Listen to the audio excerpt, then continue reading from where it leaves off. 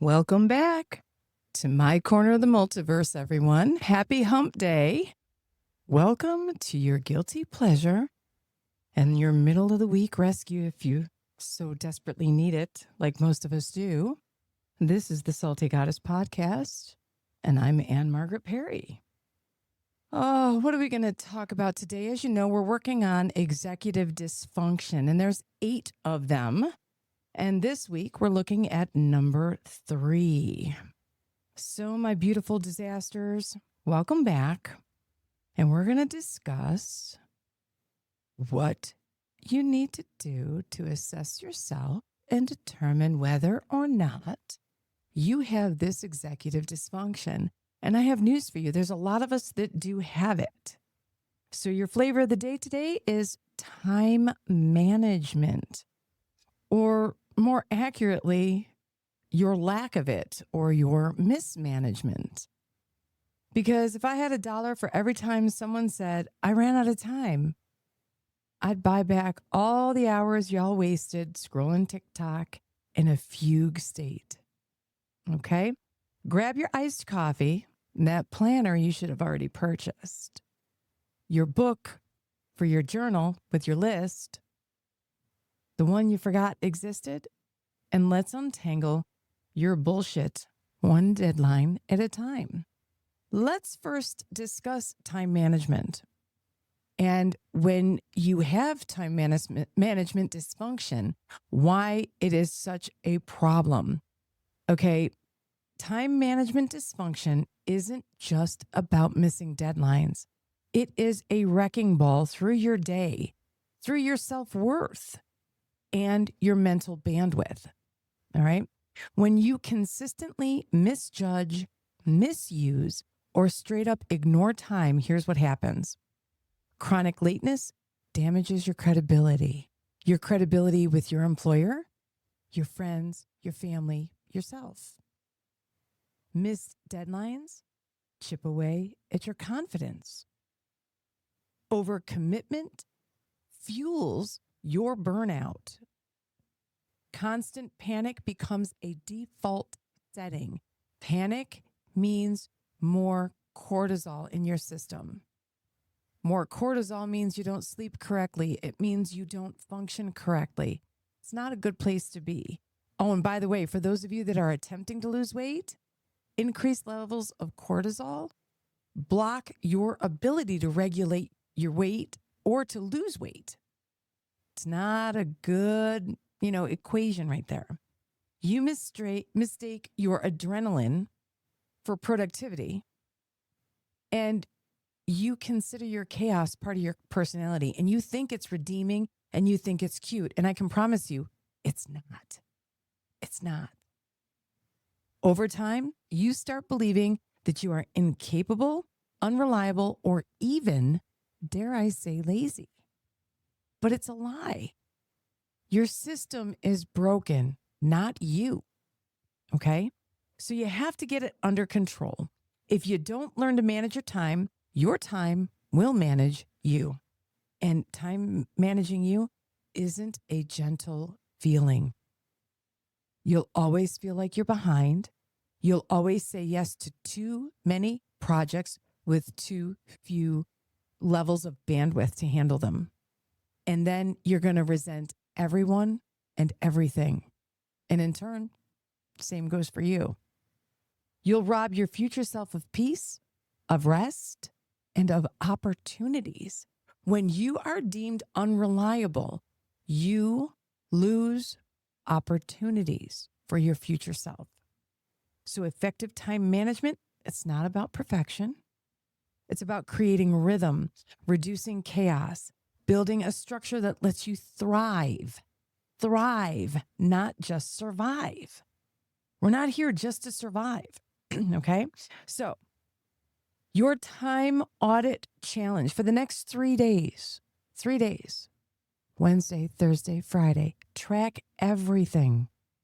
No judgment, just awareness.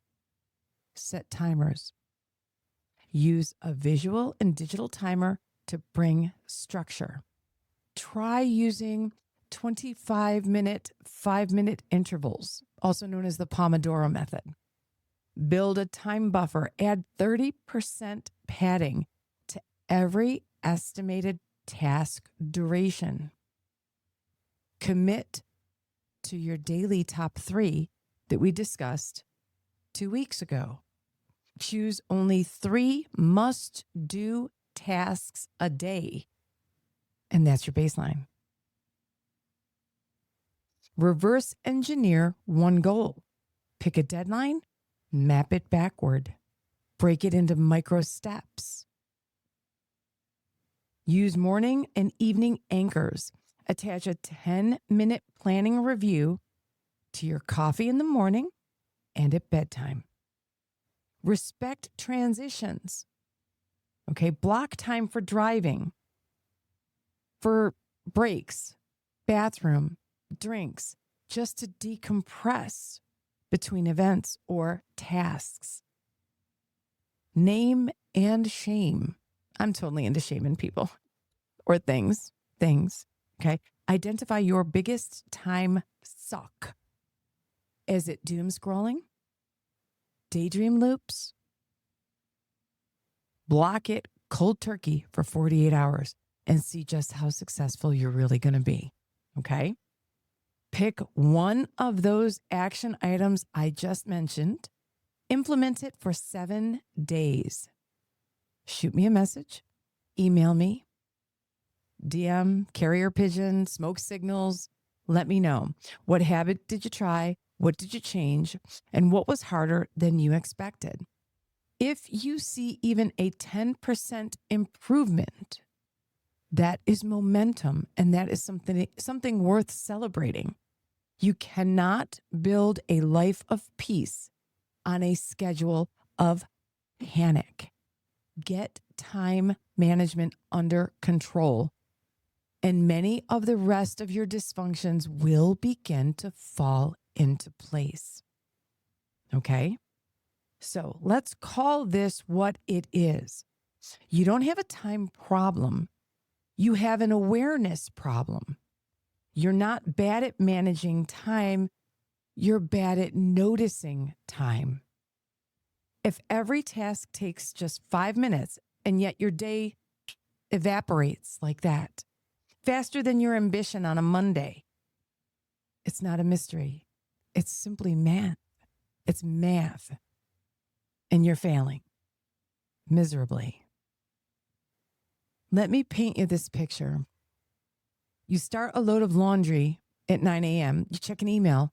You suddenly look at the clock and it's 2:45 in the afternoon, or 14:45 as we like to call it in medicine. All right. And the next thing you know, you're crying into your lean cuisine.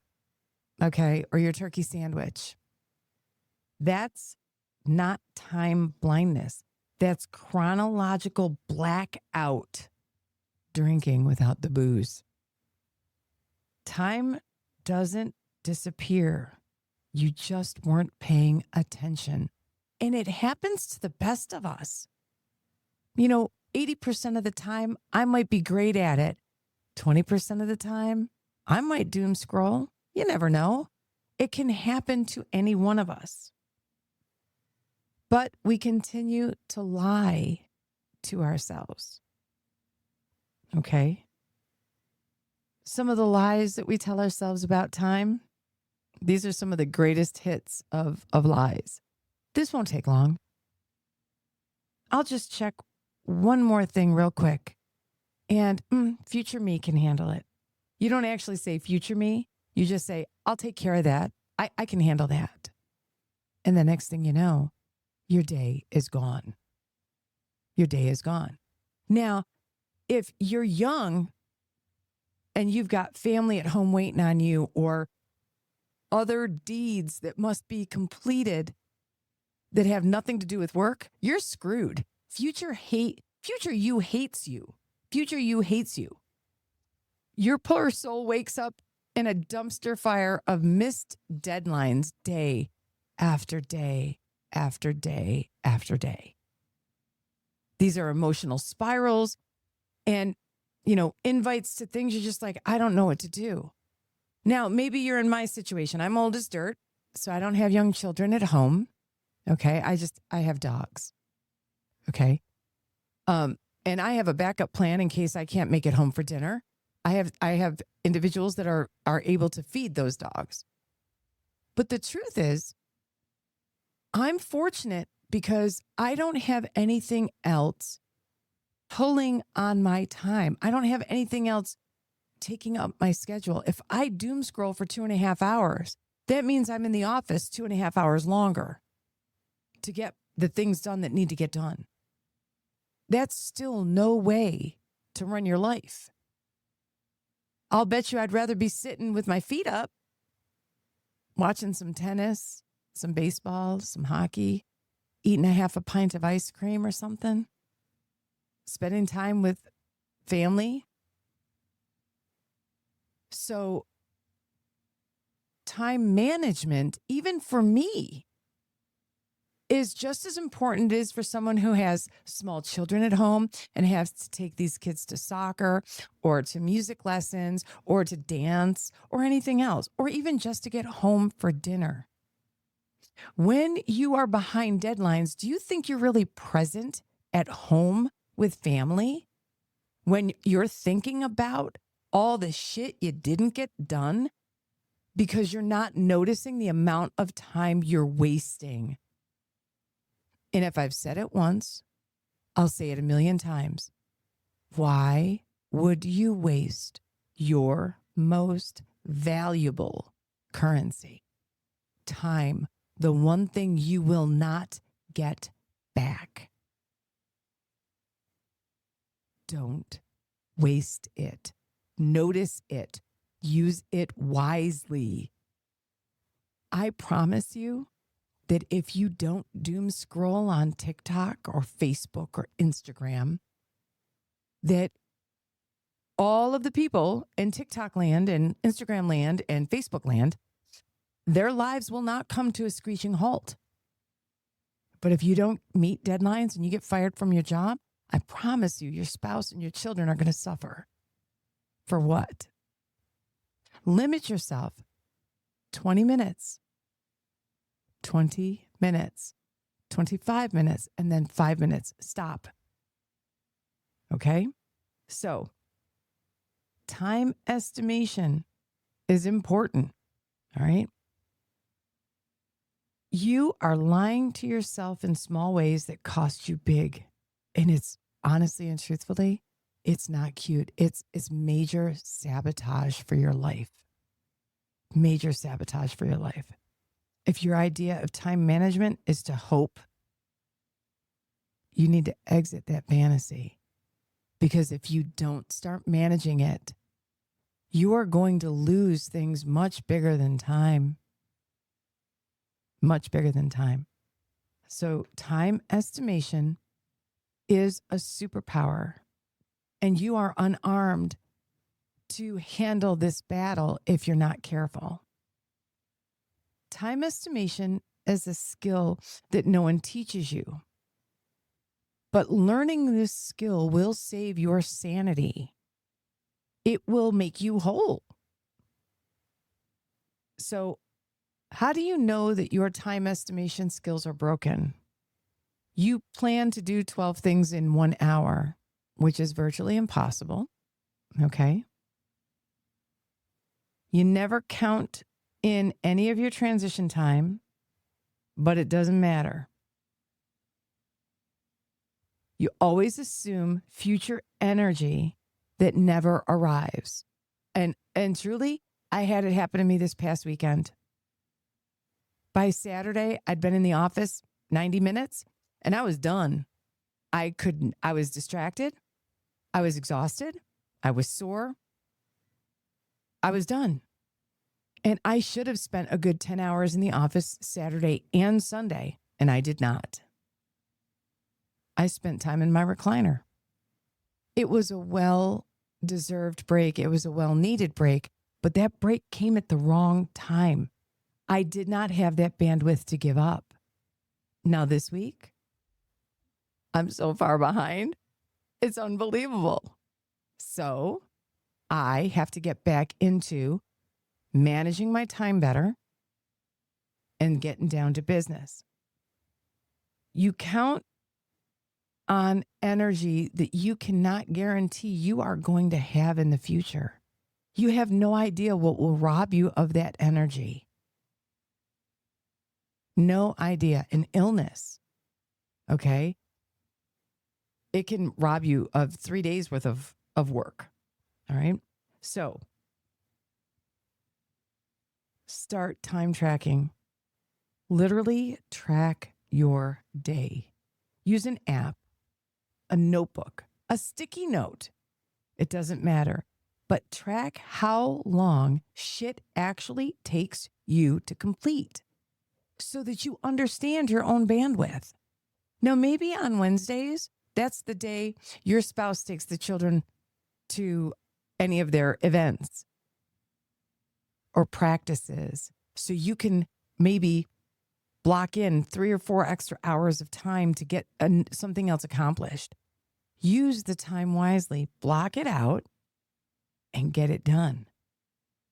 Now, once you've actually tracked time, add 30% to everything because shit comes up. It's a buffer, right? I mean, think about this for a second. A contractor comes to put your floor in, and you have 1,200 square feet of flooring that you need.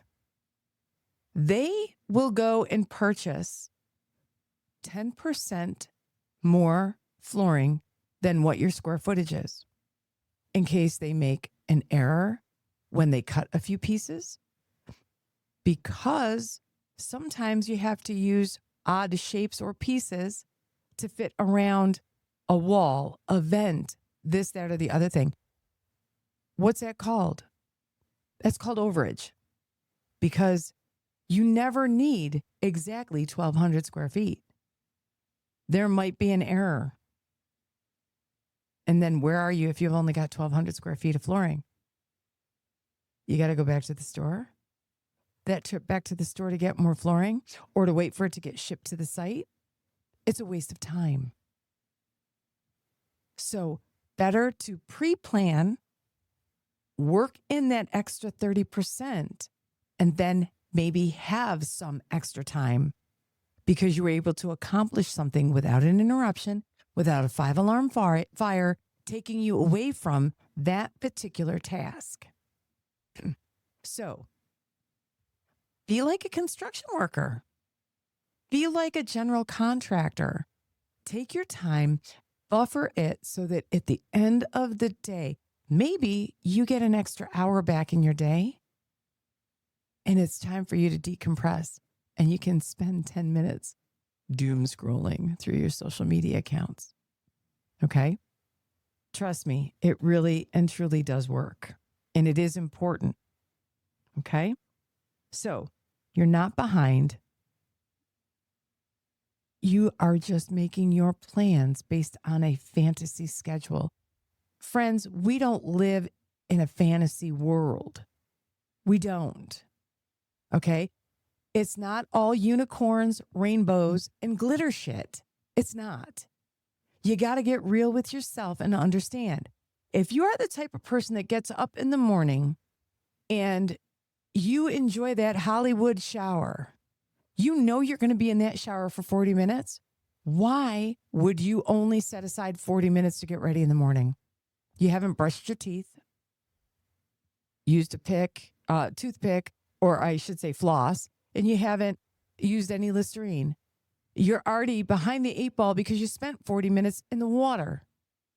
And yeah, I'm one of them people. That's why I'm calling myself out. I used to be in the habit of claiming that it didn't take me an hour to get out the door.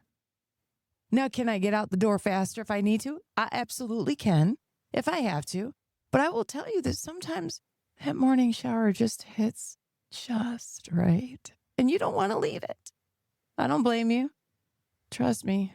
Trust me. I am pretty sure I have spent even longer than maybe 40 minutes standing in the water. All right. But you got to be realistic about tasks and how long they take you. Okay? Because if you aren't good at estimating what amount of time it takes to complete any particular task that you have, you will never get control over time management. Never in a million years. Not a good idea. All right. So, what tactical tools can you use? Here are real tools, not aesthetic ones, not good looking ones, for when you're time fucked. And yeah, we all get time fucked every now and again. All right. Assign blocks of time for tasks, non-negotiable. And if it doesn't fit, it doesn't ship. So don't try to squeeze that task into a time block that's not available. If you need an hour to prepare for a meeting, don't try to do it in 15 minutes. It's going to be the shittiest meeting you have ever hosted. Don't do that. Don't do that. Use the Pomodoro method. 25-minute focus, 5-minute break, no exceptions. I will tell you, as an educator, we know that after 40 minutes of sitting on your ass and listening to a lecture, you stop absorbing information. Have you ever noticed that my podcasts usually don't go over 40 minutes? Because at that point, you're done. Your brain is fried. If you don't get up and move around, if you don't get that blood flowing, if you don't stop and take a moment to reset your brain, you're not going to absorb anything else that I'm saying. Shocker. There is a little bit of research that goes into pretty much everything I talk about. All right. So timer discipline. Again, use that Pomodoro method. Start from your deadline. Again, work backwards. If you don't reverse engineer it, you will reverse your life. You will. You get those 3 tasks to start out your day. Now, maybe your job is such that 3 tasks isn't enough. Maybe it's 3 tasks before lunch, 3 tasks after lunch. But you have to make sure that you prioritize and set those guidelines. Okay? And you must set visual timers. Even you grown-ass adults that might be in your 30s, 40s, and 50s, and you think you don't need it, shit like that, get one and use it. Trust me. Even if it is an old-fashioned dial timer that makes that bell ringing sound like an old-school alarm clock. Whatever it is that pulls you out of the task and gets you to move on to the next is what you need to do. Now, y'all, you might laugh, but I actually time block in 15-minute increments. If a project takes me an hour, that's 4 15-minute blocks. I can do that, and I do it. After about 40 minutes, I do take a 5-minute get up, move around. Even if it's just to move around in a circle, sit back down and get back to business. It helps you to refocus. It's easy to sit there and get distracted. After about 40 minutes, your brain can only take so much. Stop screwing yourself over by saying, if I just sit in this spot for the next hour and a half, I'll get it done, because you won't. It's virtually impossible. Okay? Time is not your enemy. It's your most valuable currency. But your chaos and your inability to wrangle this in is your enemy. And thinking that chaos is cute and makes you look like you're, so busy all the time, friend, it's not cute. Everybody else looking at you just is like, this person is a hot ass mess. They are the least organized individual I've ever met in my life. Now, how can I say that? Because I used to be that person. I used to be unorganized. I understand executive dysfunction because if I haven't suffered from it myself, I had a child that suffered from it. Okay? Recently, in a conversation with family, we were talking about, ADHD and things of that nature. And one of the pieces of advice that I gave was, take your middle schooler and organize everything by color.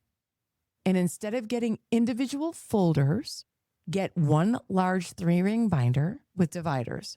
You can get dividers with pockets in them to mimic a folder, okay? Color code each of the subjects, and you keep that color coding through graduation from high school. And I don't care how you color code it. Red for math, maybe it's red for reading. Green for math, think money, green. Brown for science, purple for social studies. Every divider, folder, book cover is all organized by color. The 3-ring binder concept is that it's one binder and they will never forget it because it's one piece versus all those individual folders. If you've got staff, educators that say to you, well, we need an individual folder, etc., leave the colored folder at school, and whatever was supposed to be in that colored folder for that subject, the child puts in that folder once they get to that classroom. Trust me when I tell you, this assisted a number of my children in staying organized throughout middle school and high school.